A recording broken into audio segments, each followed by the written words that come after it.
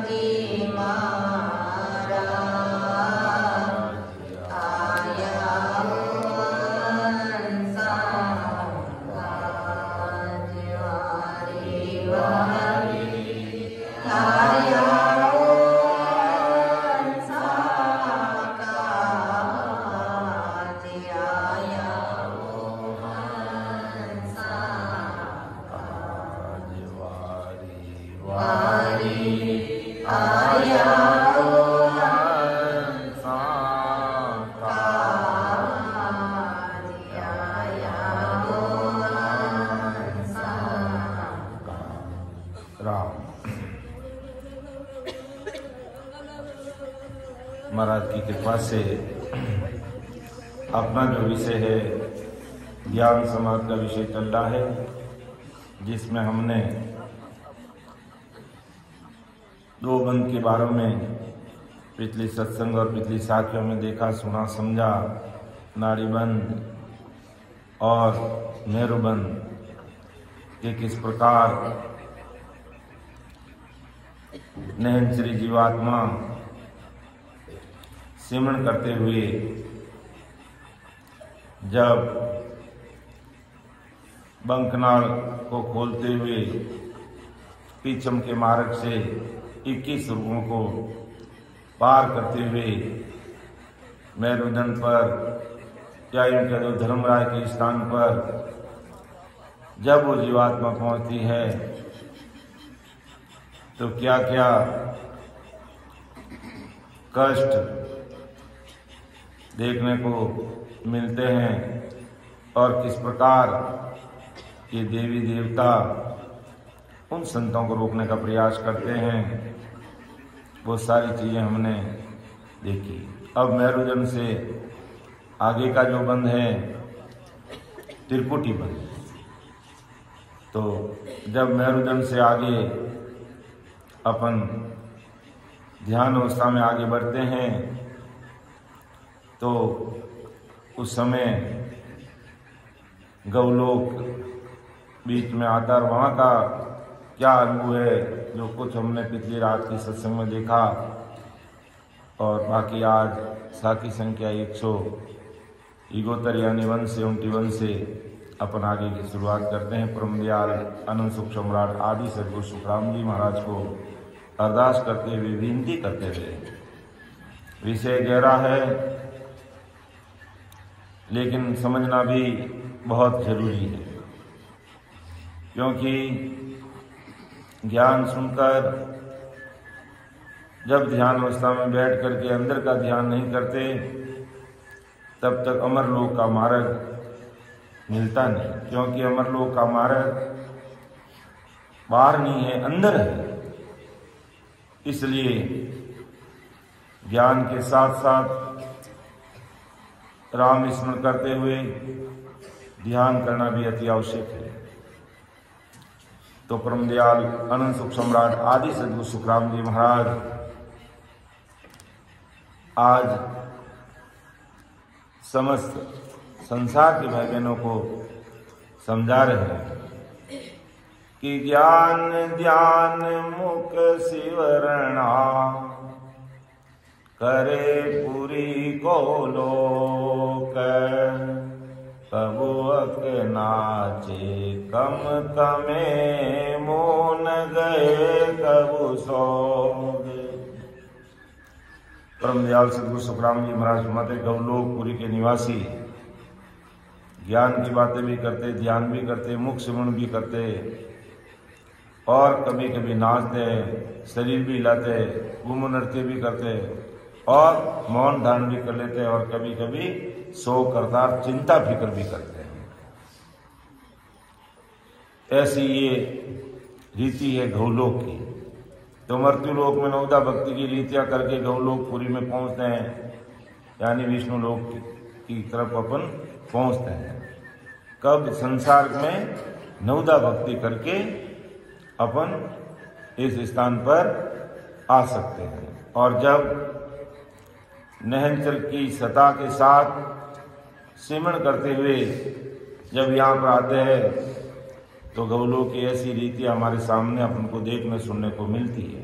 जैसे ज्ञान चर्चा, ध्यान और वो बेकरी वाणी से सुमरण और इष्ट देव को रिझाने वाले शरीर को कंपायमान करते हुए घूमन नृत्य और मौन व्रत इत्यादि भी वे करते हैं। यानी ज्ञान ज्ञान मुख शिवरणा, करे पुरी को लोग, कबुआ के नाचे कम कमे, मोन गए कब सोग।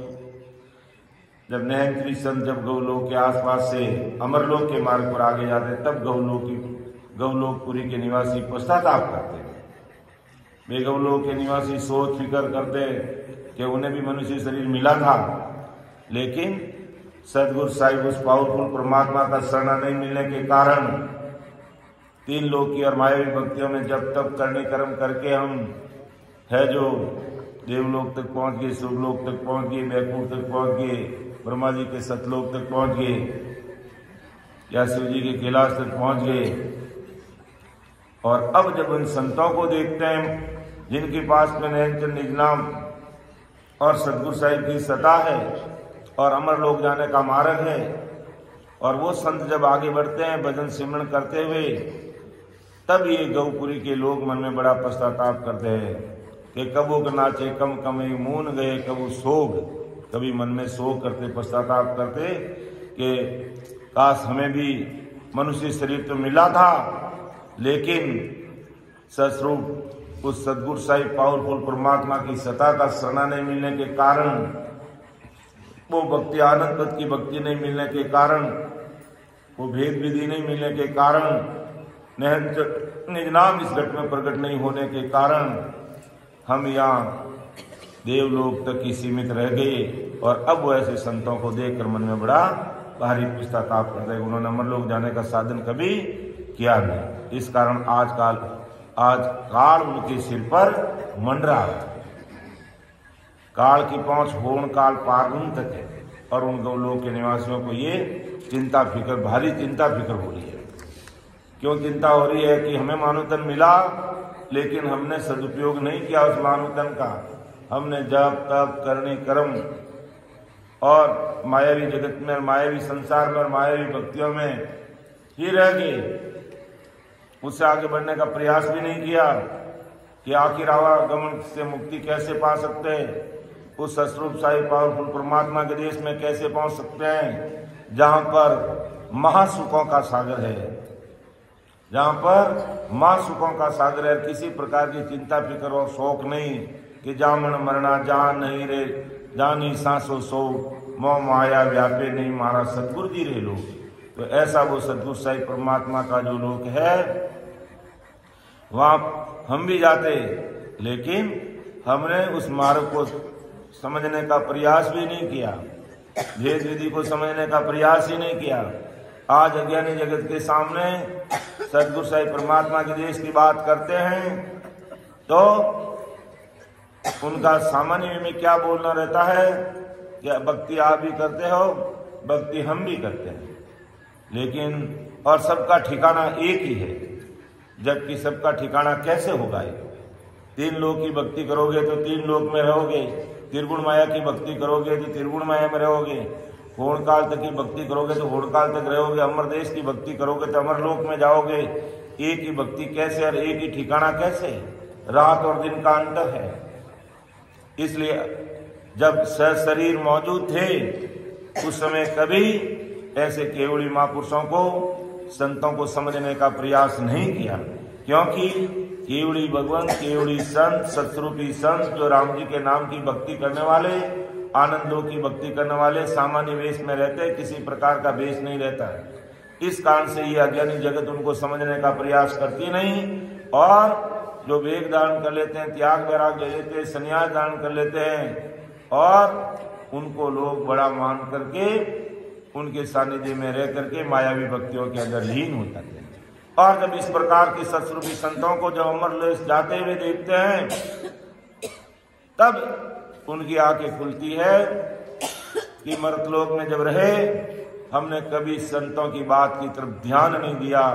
इस कारण से अब हम देवलोक में बैठे, और जैसे हमारा पुण्य खत्म होगा हमें वापिस मर्तलोक में जाना पड़ेगा, दुख भोगना पड़ेगा, गर्भवास में आना पड़ेगा, आवागमन से मुक्ति हमारी होगी नहीं। फिर आगे महाराज फरमाते हैं कि जब संत उस गौलोक से आगे बढ़ते हैं तो इस गौलोक में इन लोगों का कैसा व्यवहार रहता है और किस प्रकार ये अपने हाव भाव संतों के सामने रखते हैं, जो महाराज परमदयाल सद्गुरु सुखराम जी महाराज आगे की साखी के माध्यम से आज अपन से भाई बहन को समझा रहे हैं कि मस्तक दूणे लोक सो मुख मोड़े ते जाई लिचमीवर सुख राम जी ए तमाशा माई। परमदयाल सद्गुरु सुखराम जी महाराज फरमा रहे हैं कि लक्ष्मी विष्णु के गौलोक के निवासी मस्तिष्क धुनते अर्थात पछताते हैं। मस्तिष्क धुनने का मतलब माथे के अंदर खुजली करते हैं और विचार करते, देखते हैं, दांतों तले अंगुली दबाते हैं कि इतने बड़े महापुरुष और हम यहाँ रोकने का प्रयास करते हैं। बैकुंठ में विष्णु भगवान के लोक में और लक्ष्मी जी के लोक में गौलोक में रोकने का इनको प्रयास करते हैं, ये रुकने का नाम ही नहीं लेते और हमारी बातों की तरफ कान ही नहीं देते और ये कह रहे हमारा ठिकाना तो अमर देश है और हम जब सह शरीर मौजूद रहे संसार में तो हमने कभी अमर लोक का विचार ही नहीं किया। और अब ऐसे संतों को देख करके वो है जो मस्तक दुमते यानी माथे के अंदर खुजली करते हैं और चिंता करते हैं, विचार करते हैं, पछताते हैं और मुंह पिचकाते और चेहरे पर अप्रसन्नता सूचक हाव भाव भी लाते हैं। अप्रसन्नता ही रहेगी जब अमर देश की बात सुनेंगे, क्या हमारे से भी कोई आगे लोग है जहां सुखों का सागर है। जब इस प्रकार की बात ये सोचते हैं तो ये ऐसा तमाशा करने लग जाता है। इस गौलोक के निवासी ऐसा तमाशा करते हैं और गौलोक के निवासियों के व्यवहार का है जो निरंतर संत जब गौलोक के आसपास अमरलोक के मार्ग पर जाते हैं तब गौलोक के निवासी पछताता यानी बड़ा चिंतन करते हैं, मनन करते हैं, विचार करते हैं और चेहरे पर अप्रसन्नता का सूचक भाव अपना हाव भाव रहते हैं और संतों को देखकर अंदर में खुश नहीं होते। जब उन्हें मनुष्य शरीर मिला था तब उन्होंने इस गौलोक पाने के लिए जो साधन किए और ये अमरलोक से वंचित रहे, इसलिए उनको बड़ी भारी चिंता हो रही है और अपने अंतरात्मा से वे बीच में है जो बड़े दुखी हो रहे हैं। फिर आगे महाराज और फरमा रहे कि क्या स्थिति है वहां की गौलोक की कि बाजा कम नाचे सही आड़ी रोल बखान मुख चाड़े सुख राम जी गाय जूंज सब जान। बहुत बड़ी बात महाराज समझा रहे हैं कि जब आप भी इस प्रकार महाराज को आराधना प्रार्थना विनती करते हुए जब राम स्मरण करेंगे और शरीर के अंदर हम लोग जाने के एक एक स्टेशन को पार करते हुए मेरू से आगे बढ़ेंगे, गौलोक की तरफ आगे बढ़ेंगे तो वहां की क्या स्थिति है जो महाराज खोल के समझा रहे हैं हम सबको कि ऐसी स्थिति आप सबके सामने भी आ सकती है। लेकिन इन गौलोक की बातों में मत आना और इनकी जो रासलीला है उसमें तो मन मत लगाना और जोरावर आती जाती सांस में ऊंडी गहरी सांस के साथ सिमरन करना कि बाजा कम नाचे सही आड़ी रोड़ बखान मुख चाड़े सुख राम जी गाय जूंज सब जान। परमदयाल सद्गुरु सुखराम जी महाराज गौलोक के निवासी बाजे बजाकर नाचते हैं और संतों के आड़े आते हैं अर्थात मस्करी करते हैं और संत जब आगे निकलते हैं तो गा गा कर जूझते हैं और रोकने का असफल प्रयास भी करते हैं, लेकिन वो संत रुकते नहीं है क्योंकि संतों को पता है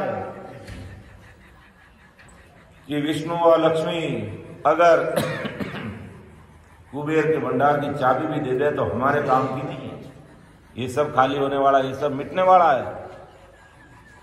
इसलिए संत जरा सी भी इनकी बातों में नहीं आता है और संत जब आगे निकलते हैं तब मुंह टेढ़ा करते हैं, तब वो रोकने का प्रयास करते हैं, संत रुकते नहीं है तो अपना मुंह टेढ़ा करते हैं, मुंह का हाव भाव ऐसा दिखाते हैं जैसे नाराजगी प्रकट करते हैं, उपहास की मुद्रा प्रदर्शित करते हैं कि ठीक है हम तो आपको रोक रहे, मान मनवार कर रहे, आप जा रहे तो ठीक है जाओ, फिर जाओ, जाएंगे। संत रुकने वाले नहीं है क्योंकि उनके पास सत्सबद की सत्ता है, वो नहंत्र निजनाम उनके साथ में, और वो नहंत्र निजनाम अमर लोग जाते हैं तब तक बीच में रुकने वाला नहीं है, वो लेके ही जाता है और संत भी ठहरते नहीं है।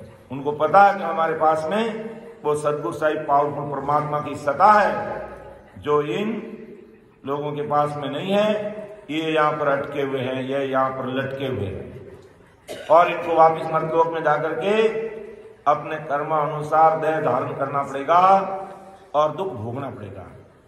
इन किसी का भी दुखों का है जो छुटकारा हुआ नहीं है और सत्संग की सत्ता के साथ अमर देश जाएंगे, तभी है जो हम परमोक्ष की प्राप्ति कर पाएंगे।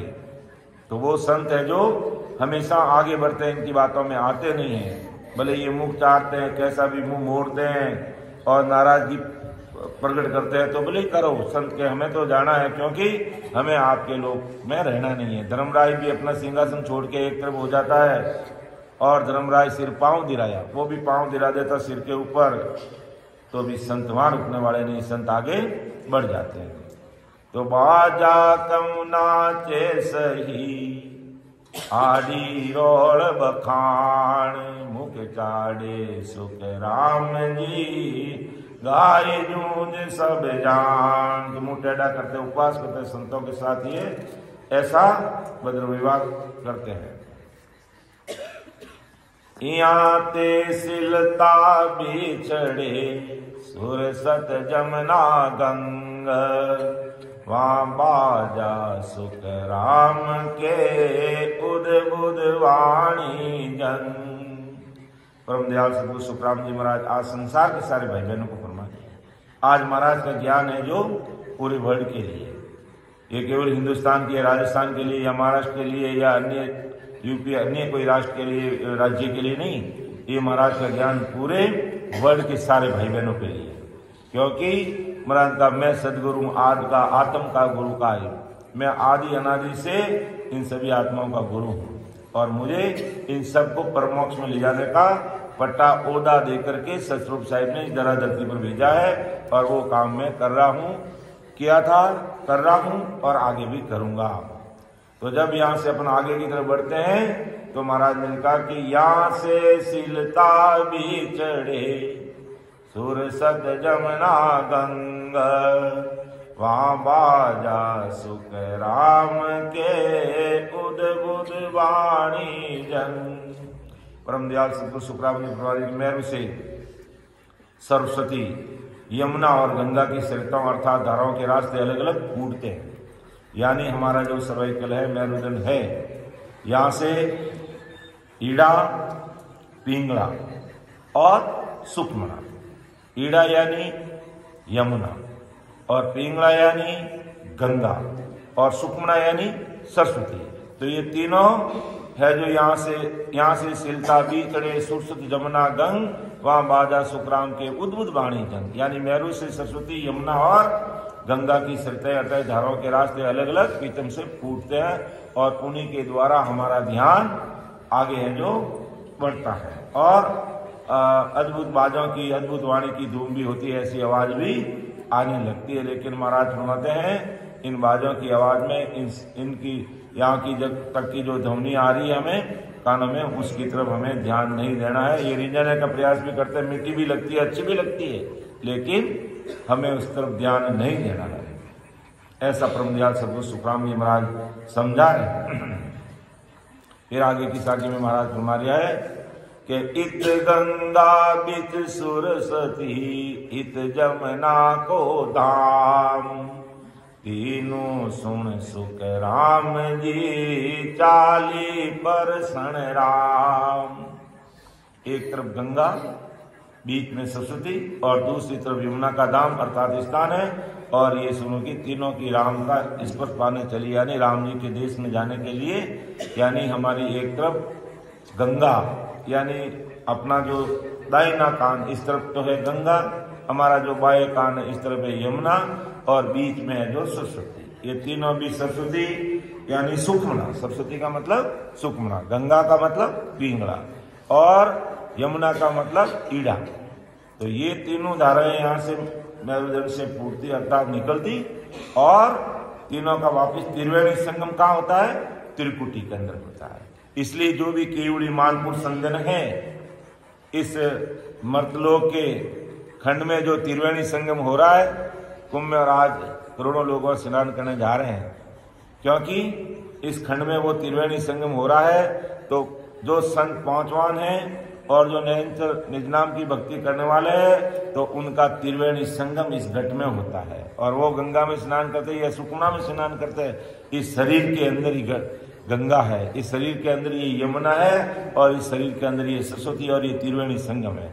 अगर वास्तव में हमें नहाना है तो ऐसे महापुरुष यानी बहुतारी संत आदि सदगुरु सुखराम जी महाराज का शरणा लेकर के हमें भी त्रिवेणी संगम में जाके स्नान करना है, लेकिन इस घट में करना है।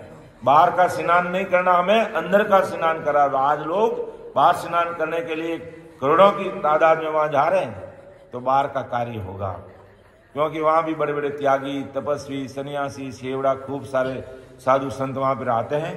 तो उनकी तपस्या का बल तो रहता ही है, और उनकी तपस्या के बल से कोई भी भाई बहन जाता और अरदास करता है तो मायावी काम, संसारिक काम, दुनियादारी के काम, शारीरिक सुख वाले काम को हो जाएंगे। लेकिन ये आत्मा परमात्मा के देश में कैसे पहुंचेगी, ये कोई विचार करता ही नहीं, क्योंकि सबको शारीरिक सुख चाहिए, दुनिया के सुख चाहिए, संसार के सुख चाहिए, दूसरे सुख नहीं चाहिए उनको। इसलिए आज करोड़ों की तादाद में लोग हैं जो कुंभ मेले में जा रहे हैं। क्यों? कि हमारे शरीर के कष्ट मिट जाए, शारीरिक सुख मिल जाए, दुनियादारी और मायावी काम हो जाए, और होता है। लेकिन परम दयाल सदगुरु सुखराम जी महाराज फरमाते हैं, भाई अगर हमें मायावी जगत से, मायावी भक्तियों से, दुनियादारी के कामों से ऊपर उठ करके अगर हमें अमर देश में जाना है तो हमें भी कुंभ में नहाना है, लेकिन इस शरीर के कुंभ में नहाना है, इस त्रिवेणी संगम में नहाना है, अपने घट के अंदर नहाना। और वो कैसे नहाया जाता है? जब मेरुदंड से अपन महाराज को अरदास करते हुए जोराव राम स्मरण करते हैं, तो ईड़ा यानी यमुना नदी, पिंगला यानी गंगा नदी, और सरस्वती यानी सुकुमणा के द्वारा त्रिवेणी संगम यहाँ हमारे त्रिकुटी के अंदर, जो अभी हमारे सहसाराम जी भाई साहब कह रहे हैं कि भी मेरा है जो यहाँ पर बहुत ज्यादा खिंचाव हो रहा है और कनपटियां फटने जैसा आवाज कर रहा है, ऐसी अब मुझे स्थिति बन रही है। तो अगले जन्म में बहुत भक्ति की हुई है, अगले जन्म में नयन से निज नाम प्रकट हुआ है, और आज महाराज को अरदास करके भजन करें तो इनको अपना शब्द पकड़ में आ गया कि मेरा ध्यान यहाँ है। और तो अब हमें इस त्रिवेणी में नहाना है, अतः इस त्रिकुटी के अंदर ईड़ा, पिंगला और सुकुमणा के द्वारा ध्यान करते हुए भजन का आनंद लेना है, यही नहाना है। जबकि बाहर के त्रिवेणी संगम में जाओगे तो भी बाहर का काम होगा, ये नहीं कि वो काम नहीं होगा, तुम्हारा काम बाहर का ही होगा, लेकिन अंदर का काम करना है और अमर देश की प्राप्ति करनी है, ससुर राम जी के देश में जाना है, परमात्मा की प्राप्ति करनी है, और सदा सदा इन काल के महादुखों से ऊपर उठ करके परमात्मा के देश की प्राप्ति करनी है। तो हमें इस घट के अंदर त्रिवेणी संगम में नहाना पड़ेगा। इस घट के अंदर जो ईड़ा, पिंगला और सुकुमणा, इनके अंदर हमें नहाना पड़ेगा, अर्थात भजन करके इसका आनंद लेकर के फिर हमें परमात्मा के देश की प्राप्ति करनी पड़ेगी। तब तो है हमारा सार्थक जीवन। और वरना इतना अमूल्य मानव तन रूपी हीरा में मिला, और सस्वरूप साई परमात्मा ने हमें 77 करोड़ 76 लाख संसार रूपी पूंजी देकर के इस धरा धरती पर भेजा है। तो हमें ऐसे इतने बड़े बहुतारी महात्माओं के शब्दों को सुन करके त्रिवेणी संगम में हमें भी नहाना है। लेकिन कौन से त्रिवेणी संगम में नहाना है विकास जी? अंदर वाले, यानी घट में नहाना है कि घट में गंगा नहा ले। इस घट के अंदर गंगा, और घट के अंदर ही यमुना, और घट के अंदर ही सरस्वती, और इसमें हमें नहाना है। और इसमें नहा लिए तो हम परमात्मा के देश में पहुंचेंगे, क्योंकि ईड़ा, पिंगला, सुकुमणा के द्वारा हमारा ध्यान त्रिकुटी में आएगा। और फिर यहां से चंद सूर उलट पलटाना, सुकुमण का संग लिया, फिर यहां से सुकुमणा के अंदर आनंद लेते हुए हम पार ब्रह्म तक पहुंचेंगे, 3 ब्रह्म के 13 लोगों को पार करेंगे, फिर पार ब्रह्म सतलोक में पहुंचेंगे, और वहां से फिर अपन महाराज की कृपा से बहुत जोर भजन करते करते करते करते अपने कर्मों का खात्मा करेंगे। तो वो 10वां द्वार भी खुलेगा, अर्थात वो सिद्ध शिला फूटेगी, अर्थात वो वज्र पौड़ भी खुलेगा, और परमात्मा के देश में जाएंगे। तो हमें भी नहाना है इस महाकुंभ में, जिसकी बराबरी कोई नहीं कर सकता। तो ये महाकुंभ त्रिवेणी संगम हमारा कहाँ है? इस घट के अंदर। अगर अमर लोक में जाना है तो इस त्रिवेणी संगम में नाओ, घर पे बैठ करके भजन में आनंदित हो जाओ, खो जाओ भजन में। और दुनियादारी कर बाहर के संसारी काम करना है तो भाई फिर वो प्रयागराज में जो कुंभ मेला है वहां जाओ और घूमो फिरो, ऐसा आराम दुनियादारी की मौज मस्ती करो। और अमर लोक के मौज मस्ती और वो सुख अगर हमको प्राप्त करना है तो भूलो दुनियादारी के बाहर के सुखों को। आज जितने भी बड़े महापुरुष संजन हुए वो संसारिक कष्ट और दुखों को सहन करते हुए भक्ति में रात और दिन लगे रहे। आज अपन आदि सदगुरु सुखराम जी महाराज का जीवन इतिहास देखें तो पहाड़ी पर बिछाना यानी जमीन का बिछाना, आकाश का ओढ़ना, सर्दी गर्मी वर्षा कोई परवाह नहीं की, क्योंकि वो अमर देश से आए और इस धरा धरती के समस्त भाई बहनों को उस देश में पहुंचाने के लिए है जो प्रैक्टिकल करके दिखाया कि इस प्रकार अमर देश का मार्ग हमें मिलेगा और इस प्रकार तुम रात और दिन सिमरन में लगोगे और इस शरीर के अंदर जो ईड़ा पिंगला और सुखमणा है इस त्रिवेणी संगम में नहाओगे तो तुम अमर देश में पहुंच जाओगे।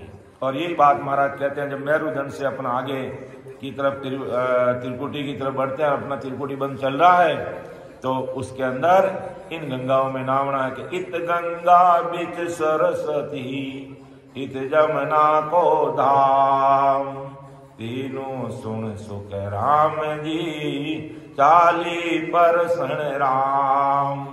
तो मेरु स्थान के ठीक ऊपर गंगा अर्थात पिंगला दाहिनी और सरस्वती अर्थात सुषमा जो बीच में, और यमुना अर्थात ईड़ा बाई तरफ से राम का स्पर्श पाने के लिए आगे चले। किस लिए आगे चली? ईड़ा पिंगला सुषमा हमारा ध्यान के 40% राम के राम जी को प्रसन्न करने के लिए, उस परमात्मा के देश की प्राप्ति करने के लिए इस प्रकार हमारा ध्यान आगे की तरफ बढ़ने लगा। इसलिए गंगा गौलोक के सामने की ओर, यमुना गौलोक के पीछे की ओर तथा सुखमना गौलोक के ऊपर से, यानी एक तरफ आगे एक तरफ पीछे और एक ऊपर की तरफ है। तो त्रिकुटी की ओर राम को स्पर्श पाने के लिए गौ कुंड से फूटती है। ये तीनों कहां से फूटती है? ईड़ा पिंगला और सुखमना इस गौपुरी से, इस गौ घाट से ये तीनों बाहर निकलते हुए हमारे त्रिवेणी के अंदर आती है। तो इस गौ कुंड को 5 गंगाओं के विवेचन से भी गंगा कुंड के नाम से भी इसका वर्णन किया गया, जो इससे पहले हमने 5 गंगाओं के बारे में भी देखा है, सुना है, समझा है। फिर महाराज आगे हमारे परम दयाल सदगुरु सुखराम जी महाराज, जो बहुत ही ध्यान का विषय है और समझने का विषय है, और समझना भी बहुत अति आवश्यक है। समझना भी बहुत अति आवश्यक है। क्यों अति आवश्यक है? आदमी बीमार हो जाता है, बुखार आ रहा है, खाने की इच्छा बिल्कुल ही नहीं है, लेकिन फिर भी उसको खाना पड़ेगा, क्योंकि उसको गोली देनी है, उसको दवाई देनी है, और दवाई लेनी है तो कुछ भी खाना ही पड़ेगा, और नहीं खाओगे गोली ले नहीं सकते, इसलिए खाना पड़ेगा और गोली लेनी पड़ेगी। इसीलिए अगर हमें अमर देश में जाना है तो ये ध्यान समाधि विषय महाराज को अरदास करते हुए हमें पढ़ना पड़ेगा, समझना पड़ेगा, और उसी के अनुसार प्रैक्टिकल सिमरण करना पड़ेगा, तब अपन भी इस त्रिवेणी संगम में नहाएंगे। और आज 1 नहीं, 10 नहीं, 20 नहीं, 50 नहीं, हजारों भाई बहन इस त्रिवेणी संगम में नहाते हुए 3 वर्म के 13 लोगों को पार करते हुए होल काल पार ब्रह्म सतलों को पार करके सिलसिला को खोल के जैसे द्वार के परे हो रहे हैं, उस देश में जा रहे हैं आज की तारीख में। क्यों? कि ये परम दयाल अनंत सुख सम्राट आदि सदगुरु सुखराम जी महाराज की सदा इस धरा धरती पर मौजूद है। और जैसा कि अभी हमारे भाई साहब ने बताया, इन्होंने सहसा राम जी, इन्होंने कल से भी कह रहा है कि मुझे अभी कुछ भी कोई चीज समझ में नहीं आ रही है। तो समझ में आने का तरीका क्या है कि महाराज के सामने निज मन से अरदास करो, छोटा बन करके हो, महाराज मेरी करनी कर्म की तरफ आप मत देखो और मुझे इस भवसागर से पार करो, क्योंकि उम्र ज्यादा है नहीं, 100 वर्ष की उम्र मानी है, और उसमें आधी तो बीत गई, आधी से ऊपर बीत गई है, और न जाने कब हमारा अंतिम दिन आ जाए, कोई भरोसा नहीं है। इसलिए आप अति शीघ्र आप हमारे ऊपर कृपा करो, दया करो, मेहर करो कि प्रभु जी मेरी बांझ समाओ, मैं खूनी अपती तो ही तेरा, कृपा कर मेरे घर आओ। यानी मेरे घट में आप प्रकट होंगे तो मैं इस त्रिवेणी संगम में नहाता हुआ 3 वर्म के 13 लोगों को पार करता हूँ देश की तरफ आगे बढ़ जाऊंगा आपकी कृपा से। तो हमारी वो कहते हैं जैसी दृष्टि वैसी सृष्टि, हम ऐसा विचार करेंगे मुझे अमरलोक में जाना है अब इस मर्तलोक में धक्के नहीं खाना है, वापिस भवसागर में नहीं आना, गर्भवास का दुख नहीं भोगना, लक्ष्य में नहीं जाना है। तो हमें इस प्रकार राम जी को अरदास करते हुए रात और दिन सिमरन में लगना पड़ेगा, और दूसरा कोई उपाय नहीं। महाराज के ज्ञान को सुनेंगे, समझेंगे, हृदय में उतारेंगे और उसी के अनुसार भजन में लग जाएंगे। और कोई भाई बहन कहता है मुझे कुछ भी मालूम नहीं पड़ता है, तो इस प्रकार महाराज को अरदास करते हुए ध्यान करोगे, अपना आप हमारा शब्द पकड़ में आ जाएगा कि हमारा ध्यान कहां पर लगा है। जो मैं कह रहा है हमारे कुछ भी समझ में नहीं आ रहा है, तो कभी महाराज को अरदास करके बैठो, सीधे बैठो, कमर सीधी करके, और मुख से राम राम रटना पड़ेगा, और राम राम का रटन करेंगे तो समझ में आएगा। और ये स्थिति बनी प्रैक्टिकल अपने सामने, इन्होंने अभी बताया है कि मेरा यहाँ पर खिंचाव हो रहा है, मेरी कनपड़ियां फट रही है या दर्द हो रहा है। तो पिछले जन्म की भक्ति की हुई है और अब इनका शब्द यहाँ पर पकड़ में आ गया, और अब इनको यहाँ से ये साकारी सृष्टि से ऊपर आए और अब निराकार ब्रह्म देश में होते हुए राम जी के घर की तरफ आगे बढ़ेंगे। जो क्योंकि कितनी वीर व्याकुलता के साथ में भजन करें कि मुझे वीर भी खूब आ रहा है, लेकिन चीज पकड़ में नहीं आ रही है। लेकिन उस वीर के कारण, अरदास के कारण, विनती के कारण ये स्थिति सबकी बनेगी। कोई मतलब यूं छोटा विचार करो ही मत कि मैं इतना सिमरन करा और मेरा ध्यान लगेगा अंदर, और अंदर ध्यान लगेगा तभी अमर लोक के मार्ग पे अपन पहुंचेंगे आगे। इसलिए मन में छोटा भाव भी नहीं लाना, चिंता भी नहीं करना, चिंतन करना, चिंता नहीं करना, चिंतन करना। क्योंकि चिंता करते हैं तो जिंदा आदमी को खा जाती है, चिंता जिंदा आदमी को खा जाती है। फिर चिंता करते करते आदमी चिंता में पड़ जाता है, तो फिर मतलब शरीर दुबला हो जाता है, शरीर छोड़ देता है। इसलिए चिंता नहीं करना, चिंतन करना कि मुझे अमर देश की प्राप्ति कैसे होगी और महापुरुषों के शब्द क्या कह रहे हैं। इसलिए आप सभी से निवेदन यही करते हैं कि बार बार ये जो ध्यान समाधि का जो विषय है, इस पर आपको पढ़ना चाहिए, सुनना चाहिए, समझना चाहिए। क्योंकि आज महाराज की कृपा से घर घर में वाणी महाराज उपलब्ध है, और जिनके पास में नहीं है तो फोन में भी उपलब्ध है। सब सुविधाएं महाराज ने आज ऐसी व्यवस्था कर रखी है कि कोई कमी रखी नहीं है। अमर देश में जाने के लिए सारे सुविधा महाराज आज अपने लिए अवेलेबल करा रहे हैं। तो आगे की साखी में महाराज और हमारिया है कि गौ कुंड सुनी सरे दो ये दिशा दिस जाई, तीजी सुन सुख राम के सिर पर चढ़ी दाई। वही बात महाराज हीड़ा पिंगला सुखने की बात करें कि गौ कुंड सुनी सरे दो ये दिशा दिस जाई, तीजी सुन सुख राम के सिर पर चढ़ी दाई। अर्थात महाराज तुम्हारी है कि गौकुंड से दो धाराएं निकलकर है जो दो दिशाओं में जा रही है, यानी ये गौकुंड पीछे और यहां से निकल के एक धारा इस तरफ जो डाउन अपना जो दावा हाथ कहते हैं, बाया हाथ कहते हैं, इधर से ईड़ा निकल गई है और अपना दाहिना हाथ अपना झीमना हाथ, यहां से पिंगला निकल रही है और सुखमना सिर के ऊपर होकर, और तीनों काम मिल रही है इस तिरकुटी की तरफ मिल रही है। तिरकुटी के गौ कुंड सुनी सरे दो दिशा दिस जाई, तीजी सुन सुख राम के सिर पर चढ़ी दाई। तीजी है जो गौकुंड से हमारे सिर के ऊपर से होते, हमारी जो चोटी है ना ये 10 वर्ष इसके नीचे से होती हुई कहाँ आ रही है, तिरवेणी के अंदर आ रही है। तो ये सिर के ऊपर आ रही है। यमुना यानी बाया कान की दिशा से आगे तिरकुटी कुंड में जा रही है। तीसरी धारा सुखना अर्थात सरस्वती सिर के ऊपर से चढ़कर तिरकुटी कुंड में पहुंचती है। ऐसा साधु को ध्यान में आता है, और ऐसा ध्यान में आता है तिरकुटी में पहुंचते हैं तो समझ लो हमने हमारे शरीर के अंदर त्रिवेणी संगम में नहा लिया, स्नान कर लिया। और नहाना है तो बाहर की गंगा में नहीं, अंदर की सुखमना में इस ब्रह्म गंगा में नहाओ, तभी अमर लोक में पहुंचेंगे। बाहर की गंगा में नहाओगे तो बाहर के कुछ क्षणिक छोटे मोटे पाप हमारे डूब सकते हैं और छोटा मोटा हमारा संसारिक कार्य हो सकता है, लेकिन सबसे बड़ा जो काम है हमारा, हमने मानव तन धारण करके धरा धरती पर आए तो हमका अपना सबसे बड़ा कार्य कौन सा है कि इस जीवात्मा को अवगुण से मुक्ति दिलाना, जम के हाथ बिगड़ने नहीं देना, गर्भवास में नहीं आना, भवसागर के धक्के नहीं खाना है। तो हमें है जो उस सुखमना का साथ करते हुए यानी सुखमना में नहाना है, इस गंगा में नहाना है, और ईड़ा पिंगला सुखमना और त्रिवेणी संगम के अंदर इस शरीर के अंदर नहाना है, और न कि बाहर नहाने में अपना समय खराब करना है। बाहर नहाने में अपन समय खराब करेंगे तो भाई अंदर का काम होगा नहीं, फिर बाहर का ही काम होगा। बाहर का काम है जो कब तक चलेगा, जब तक हमारी आंखें खुली है। आंख बंद होने वाला ये बाहर का काम और बाहर का नहाना और बाहर का धोना ये हमारे काम आने वाला नहीं है। इसलिए अंदर का नहाना और अंदर का धोना और अंदर की सफाई हमारे काम आएगी, बाहर की सफाई काम नहीं आएगी। इसलिए महापुरुष हमें चेतारे परम दयाल सदगुरु सुखराम जी महाराज कि हमें नहाना चाहिए, लेकिन कहाँ, त्रिवेणी संगम में नहाना चाहिए और इस घट में नहाना चाहिए। आगे महाराज हमारे परम दयाल सदगुरु सुखराम जी महाराज के गुण जयती पूरी आसी रे, गंगा बैठे छे तीनों सिर सुख राम जी, जमुना उद उद पैक।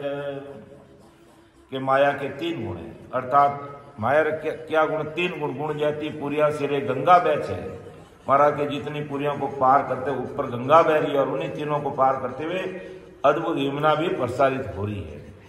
तो माया के तीन गुण कौन कौन से, रजोगुण, सतोगुण और तमोगुण।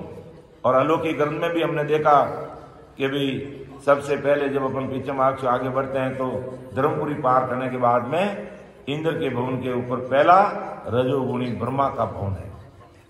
यानी सबसे पहले कौन सी पुरी आती है पीछे मार्ग में, धर्मपुरी आती है।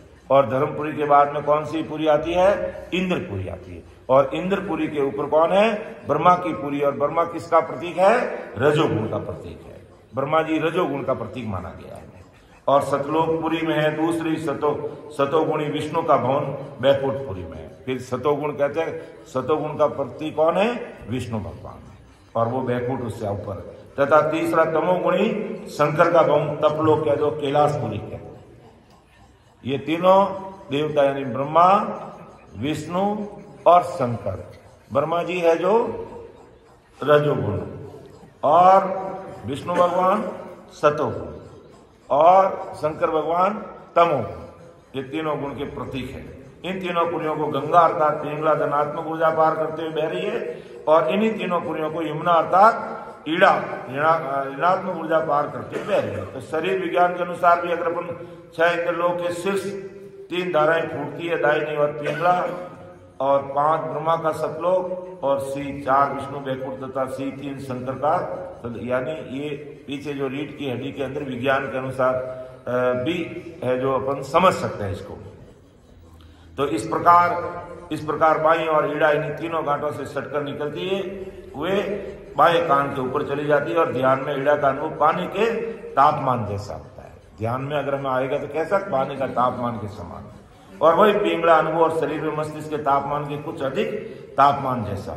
तो इस प्रकार ईड़ा और पिंगला के बहने का अनुभव हम जब महाराज को अरदास करते हुए भजन करेंगे तो हमें ऐसा एहसास में आएगा। और एक विशेष बात ध्यान करें कि 12 करोड़ों को पार करते समय सर्वविकल्प इन नारियों का कम अनुभव होता है, लेकिन अपन ध्यान समाधि के द्वारा अगर भजन करते हुए अगर इसमें खोते हैं तो एक एक चीज का हमें अनुभव आएगा। और वो अनुभव कब आएगा, जब हम बैठ करके सिमरन का अपना समय बढ़ाएंगे एक ही आसन पर। इसलिए सिमरन करना है तो एक ही आसन पर बैठ के सिमरन करना। आधा घंटा अब किया, फिर 1-2-3 घंटे के बाद आधा घंटा फिर किया, 1 घंटा किया। तो इस प्रकार अपन सिमरन करेंगे, उसका प्रतिफल हमें मिलेगा, आज निकल मिलेगा।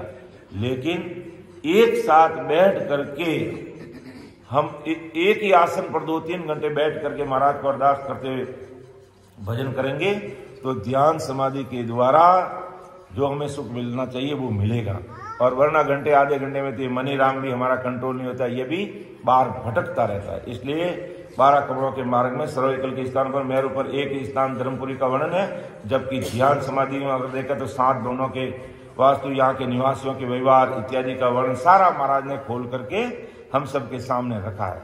और 12 करोड़ों के अनुसार अपन देखे तो एक ही बात महाराज ने वहां पर मेरुदंड की बात लिखी है।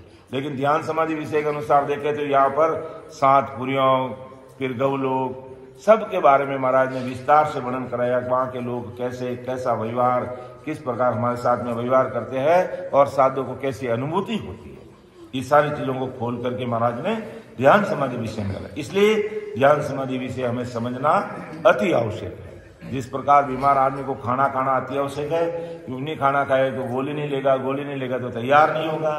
इसी प्रकार अमरलोक में जाना है तो हमें ध्यान समाधि विषय पर भी ध्यान देना पड़ेगा, उसी के अनुसार अंदर में ध्यान करना पड़ेगा, जिससे अपन इस शरीर के अंदर के सारे सुख नष्ट नष्ट नाड़ी नाड़ी कोशिकाओं तक हम उसका आनंद लेते हुए परमात्मा के देश में हंसते हंसते अमर विमान में बैठ करके जाएंगे, यानी डग डग डग डग हंसते हुए परमात्मा के देश की प्राप्ति करेंगे। फिर महाराज अगली साखी में इसका और खुलासा करके हमें समझा रहे हैं कि इत उत सु दोनों मिली जा ब्रह्म का पाँव पग धोवे नित प्रीत सु साजे बुध सुध भाव। कि जहाँ ब्रह्मा का पैर है, पीछे में जो ब्रह्मपुरी है, और इधर उधर अर्थात दो दिशा में दो धाराएं निकली, ईड़ा और पिंगला निकली। ब्रह्मा नित्य प्रति से वहां पर इन धाराओं में अपना पैर धरता है और शुद्ध और बुद्धि से भाव रखते हुए साधना करता है कि इत उत सु दोनों मिली जा ब्रह्मा का पाँव पग धोवे नित प्रीत सो साजे सुध बुध भाव। कि ब्रह्मा के स्थान पर ब्रह्म के स्थान पर ब्रह्मा शब्द लेकर किया, क्यों ब्रह्मा जी का स्थान ही है। तो ये साखी त्रिपुटी बंध के प्रारंभिक स्थान पर वर्णित है। तो इस साखी के आगे दूसरी साखी में सर्वाइकल पर स्थित 3 पुरियों भवनों का संदर्भ है। ब्रह्मा के भवन के बाईं और ईड़ा और दाईं और पिंगला प्रवेश होती है। ब्रह्मा जी का जो भवन है, ब्रह्मा जो पुरी है, उसके एक तरफ ईड़ा है, दूसरी तरफ पिंगला है। तो ये दोनों धाराएं 6 इंद्र के ये दोनों धाराएं इंद्र के भवन के शीर्ष पर तथा 5 ब्रह्मा के भवन के नीचे की ओर से पूर्ति अनुभव में आती है।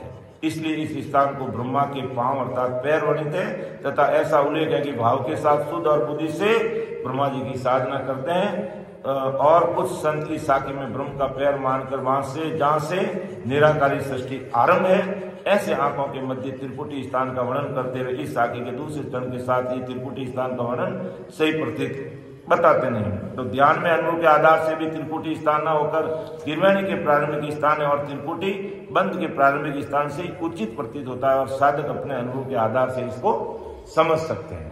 तो कहने का मतलब यही है, ब्रह्मा का जहाँ भवन है उसके एक तरफ ईड़ा के इत उत सु दोनों मिली जा ब्रह्मा का पाँव पग धोवे नित प्रीत सु साजे सुध बुध भाव। बीचे सुकमण गंग में उलझी दोय मिलान पीछे सुन सुख राम के धूली बीच मजान। अब आगे सुकमणा की बात महाराज करते, बीच में सुकमणा दोनों धाराओं में उलझ कर मिल गई, यानी एक तरफ से ईड़ा आई, एक तरफ से पिंगला और बीच में से ऊपर से सुकमणा आई। तो इससे पहले कि इसमें दोनों धाराएं बीच में आकर के धूली अर्थात वहां पर गिरी। कहां पर गिरी? त्रिवेणी संगम के अंदर। ऐसा परम दयाल सद्गुरु सुखराम जी महाराज हमें बता कि बीचे सुकमण गंग में उलझी दोय मिलान पीछे सुन सुख राम के धूली बीच मज आन। जा बैठा तीनों सिरे ब्रह्मा विष्णु महेश ता ऊपर सुख राम जी झिल मिल ज्योति बखान। कि जा बैठा तीनों सिरे ब्रह्मा विष्णु महेश ता ऊपर सुख राम जी झिलमिल ज्योति बेस। राम राम सा पधारो। सद्गुरु सुखराम जी महाराज धन्य हो धन्य हो। केवड़ी भगवंता धन्य हो धन्य हो। अमर लोक का वास्या धन्य हो। जीवावतार जाग ने धन्य हो।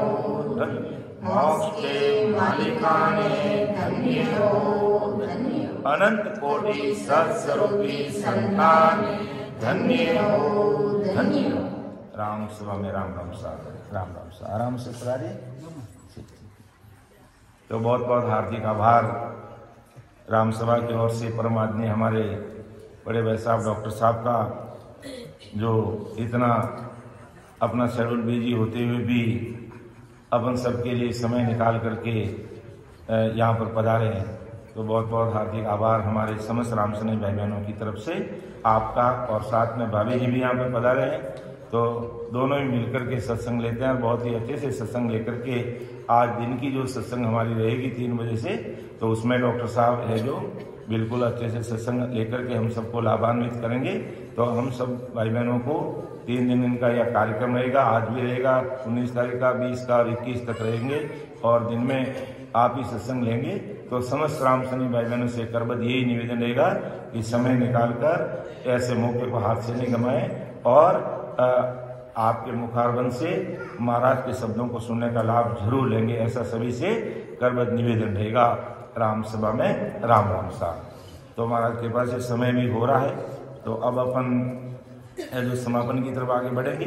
अपना विषय ध्यान समाधि का चल रहा है, तो परम दयाल सद्गुरु सुखराम जी महाराज ने बार बार यही समझाने का प्रयास कर रहे हैं कि भाई ज्ञान सुनने के साथ साथ में हमें बैठ करके शरीर के अंदर ध्यान करके उस परमात्मा के देश की प्राप्ति इसी जन्म में करनी है।